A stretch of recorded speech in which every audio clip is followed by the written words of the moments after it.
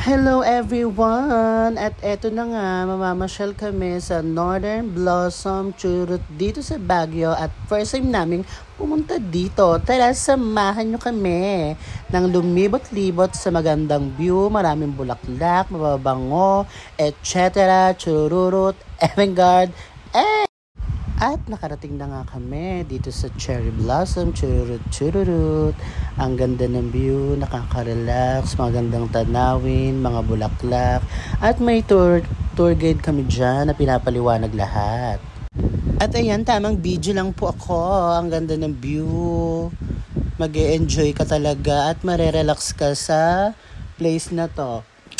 At sana nag-enjoy kayo sa mga video na ni-record ko.